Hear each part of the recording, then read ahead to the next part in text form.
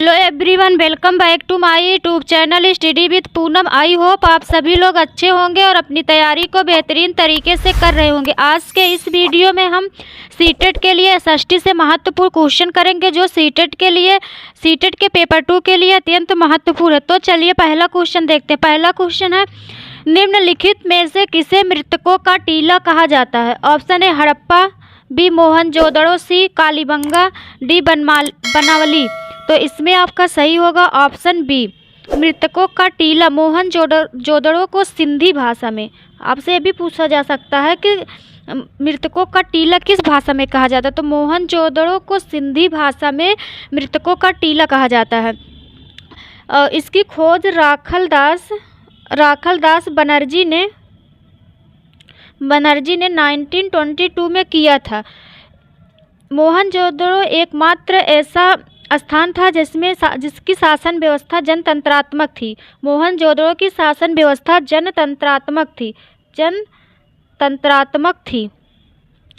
और मोहनजोदड़ो और हड़प्पा और मोहनजोदड़ो को विस्तृत साम्राज्य की जुड़वा राजधानी कहा है। और यहाँ से मलेरिया के साक्ष्य और कुएं के साक्ष्य प्राप्त हुए हैं। हड़प्पा से मिले साक्ष्य है कब्रिस्तान, जिसे R37 कहा जाता था, और स्त्री के गर्भ से निकला हुआ पौधा, जिसे उर्वरता की देवी कहा गया है। ये हड़प्पा से प्राप्त साक्ष्य। यहाँ से तांबे का पैमाना, कांस्य की बैलगाड़ी, स्वास्तिक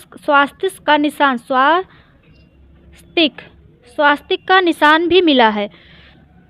और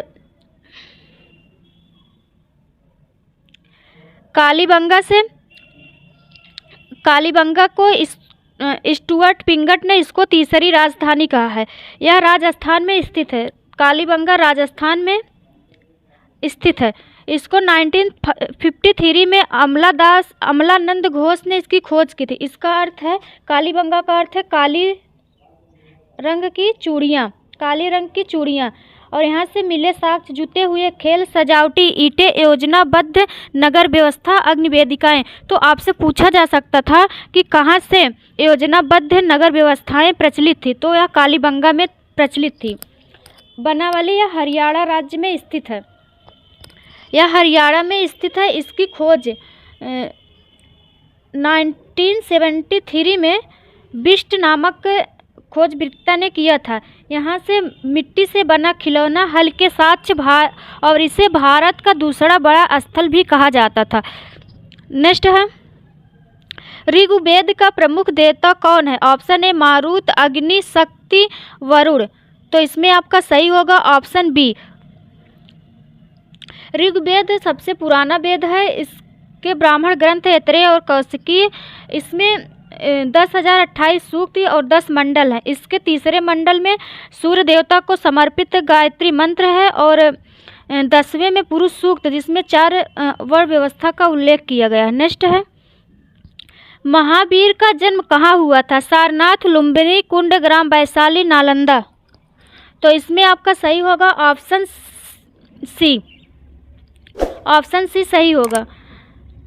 महावीर स्वामी का जन्म 540 ईसा पूर्व कुंडग्राम वैशाली में हुआ था। इनके बचपन का नाम वर्धमान था। और ये जैन धर्म के अंतिम और 24वें तीर्थंकर थे।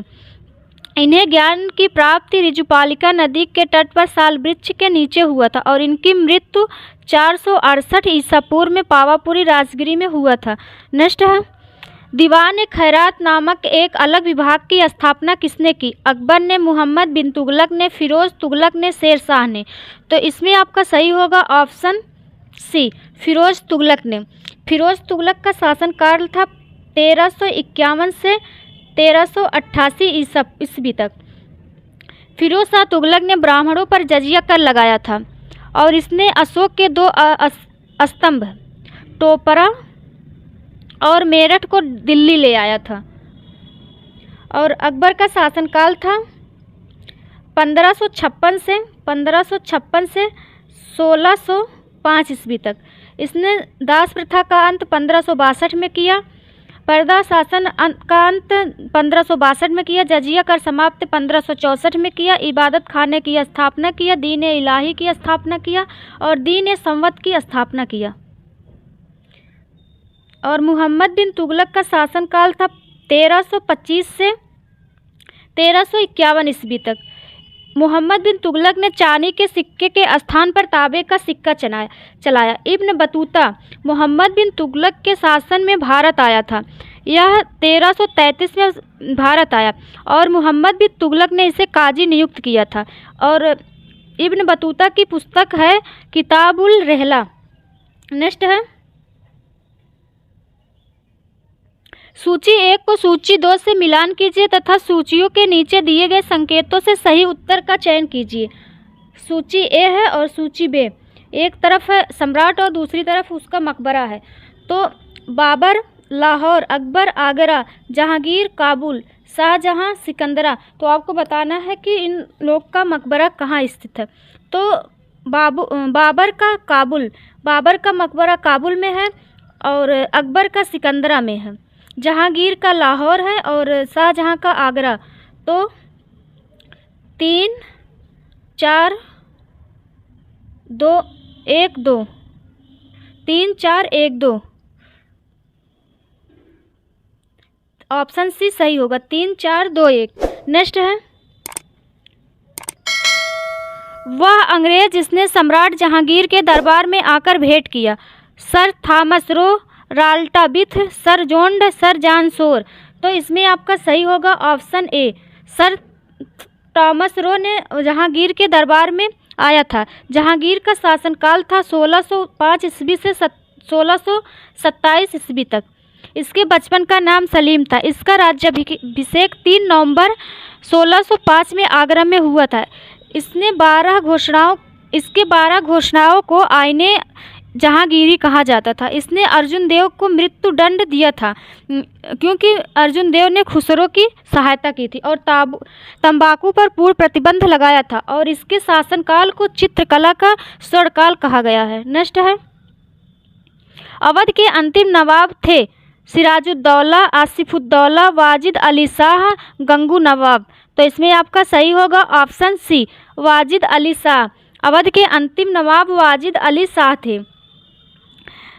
1856 ईस्वी में डलहौजी ने कुशासन का आरोप लगाकर अवध को 1856 में कुशासन का आरोप लगाकर अवध को ब्रिटिश साम्राज्य में सम्मिलित किया था डलहौजी ने। उस समय अवध का नवाब वाजिद अली शाह थे। वाजिद अली शाह अवध के अंतिम नवाब भी थे। नेक्स्ट है मेरे शरीर पर एक एक लाठी की चोट ब्रिटिश साम्राज्य के ताबूत की एक कील सिद्ध होगी। किस नेता ने यह कहा था?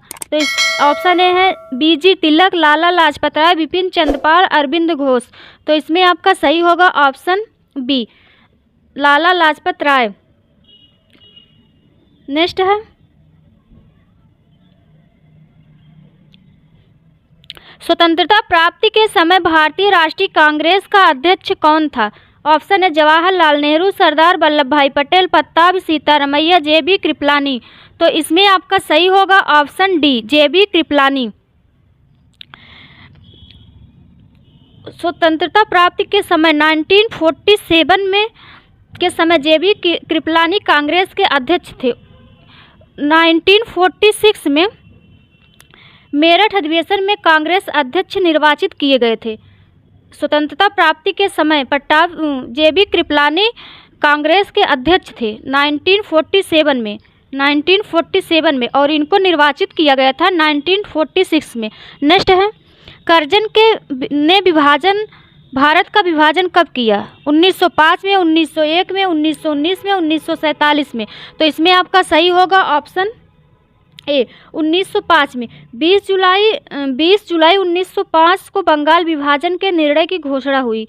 7 अगस्त 1905 को कलकत्ता के टाउन हॉल में स्वदेशी आंदोलन की घोषणा हुई। 16 अक्टूबर 1905 को बंगाल विभाजन प्रभावित हुआ। तो आपसे पूछा जा सकता है कि बंगाल विभाजन कब हुआ? तो 16 अक्टूबर 1905 को बंगाल विभाजन प्रभावी हुआ। इस दिन पूरे बंगाल में शोक दिवस के रूप में मनाया गया था। नेक्स्ट है और टैगोर के सुझाव पर इस 16 अक्टूबर को राखी दिवस के रूप में भी मनाया गया था। नेक्स्ट है, पाक जलसंधि भारत को किस देश से अलग करती है? ऑप्शन ए पाकिस्तान, बांग्लादेश, इंडोनेशिया, श्रीलंका। तो इस पे आपका सही होगा ऑप्शन डी, श्रीलंका। पाक जलसंधि भारत को श्रीलंका से अलग करती है। नेक्स्ट है, उज्जैन किस नदी के तट पर स्थित है? Saryu, Kshipra, Dibang, Saraswati.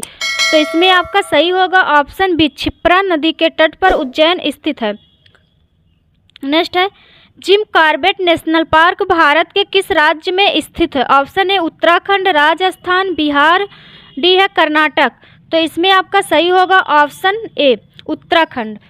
Jim Corbett national park Bharat का सबसे पुराना नेशनल पार्क है जो कि उत्तराखंड में स्थित है। उत्तराखंड के अन्य नेशनल पार्क हैं फूलों की घाटी national park, Nanda Devi national park, Rajaji national park. और राजस्थान का है रणथंभौर नेशनल पार्क, केवलादेव घाना पक्षी विहार, मुकुंदरा हिल्स और सरिस्का नेशनल पार्क। बिहार में वाल्मीकि नेशनल पार्क है और कर्नाटक में है Nagarhole national park, Kudremukh national park, Bannerghatta national park, बांदी नेशनल पार्क और अंसी नेशनल पार्क और डंडेली नेशनल। इसमें अंसी नेशनल पार्क अत्यंत महत्वपूर्ण है, बहुत बार यह पेपर में पूछा गया है। नेक्स्ट है, एम्स्टर्डम की राजधानी है यूनाइटेड अरब अमीरात, नीदरलैंड, दक्षिण कोरिया, इटली। तो इसमें आपका सही होगा नीदरलैंड। यूनाइटेड अरब अमीरात की राजधानी है अबू धाबी। साउथ कोरिया की राजधानी सियोल है, सियोल। और इटली की राजधानी रोम है। नेक्स्ट है, कौन से पर्वत एशिया को यूरोप से अलग करते हैं? ऑप्शन है हिमालय, एंडीज, यूराल, रॉकी। तो इसमें आपका सही होगा ऑप्शन सी, यूराल पर्वत एशिया को यूरोप से अलग करते हैं। नेक्स्ट है, जीएसटी काउंसिल की अध्यक्षता कौन करता है?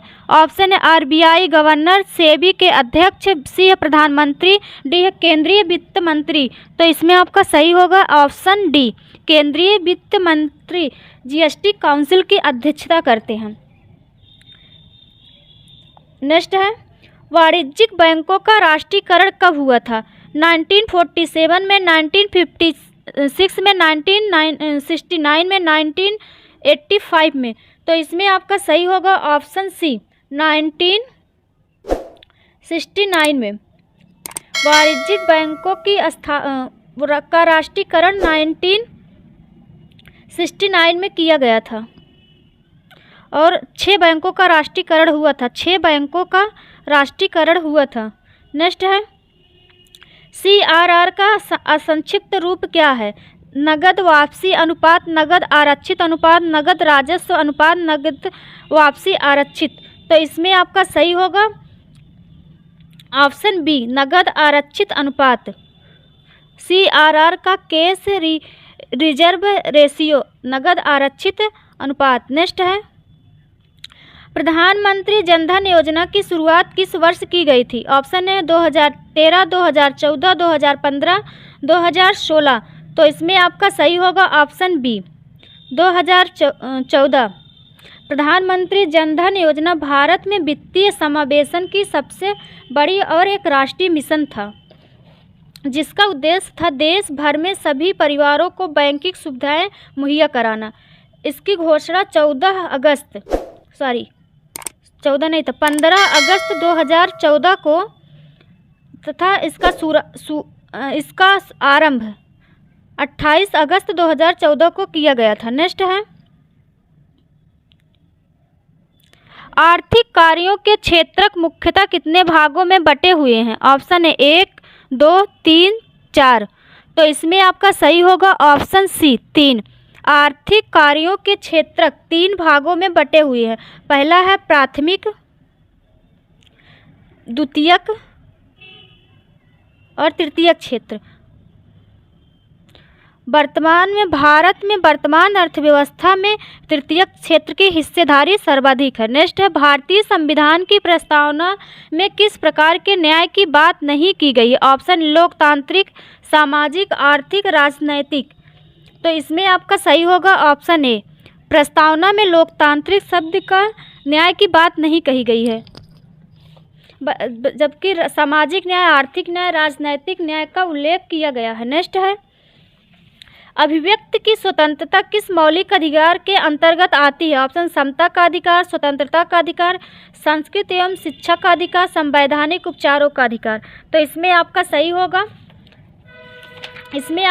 होगा ऑप्शन बी, स्वतंत्रता का अधिकार, जो कि 19A में दिया गया है। नेक्स्ट है, निम्नलिखित में से कौन से भारतीय संसद के संघटक हैं? राष्ट्रपति, राज्यसभा, लोकसभा।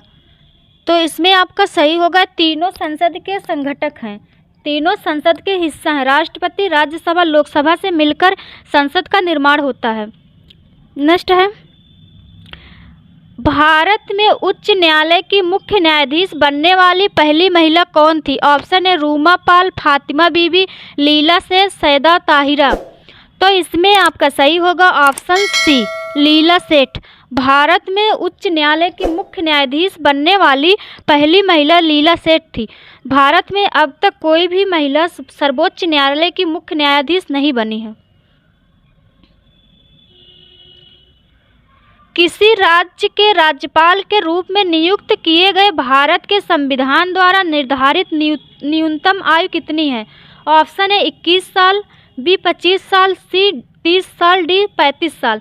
तो इसमें आपका सही होगा ऑप्शन डी, राज्यपाल के लिए 35 साल होना चाहिए। नेक्स्ट है, जब किसी वस्तु को दो समांतर समतल दर्पणों के बीच रखा जाता है तो बने हुए प्रतिबिंबों की संख्या कितनी होगी? ऑप्शन ए है 1, 2, 4, अनंत। तो इसमें आपका सही होगा ऑप्शन डी, जब किसी वस्तु को दो समतल अंतराल दर्पणों के बीच रखा जाता है तो अनंत प्रतिबिंब बनते हैं। नेक्स्ट है, निम्नलिखित में से कौन सा अम्ल चींटी के डंक में पाया जाता है?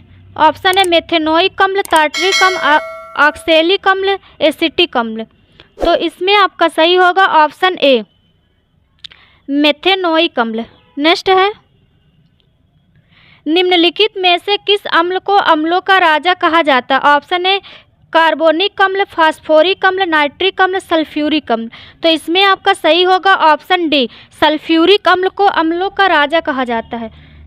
नेक्स्ट है, कवकों के अध्ययन को कहा जाता है? ऑप्शन है साइटोलॉजी, मायोलॉजी, माइकोलॉजी, न्यूरोलॉजी। तो इसमें आपका सही होगा ऑप्शन सी, कवकों के अध्ययन को माइकोलॉजी कहा जाता है। नेक्स्ट है, निम्नलिखित में से कौन सा जल में घुलने वाला विटामिन है? ऑप्शन ए है vitamin A, vitamin C, vitamin K, vitamin D. तो इसमें आपका सही होगा ऑप्शन बी, विटामिन सी जो है जल में घुलनशील है। जल में घुलने वाले विटामिन बी और सी है। सी की कमी से स्कर्वी रोग होता है, बी की कमी से बेरी। इसका रासायनिक नाम है स्कॉर्बिक एसिड और बी का रासायनिक नाम है थायमीन। तो ये आज के महत्वपूर्ण क्वेश्चन थे। अगर आप लोग को वीडियो अच्छी लगे तो चैनल को सब्सक्राइब, वीडियो को लाइक शेयर करना ना भूलें। Thank you so much.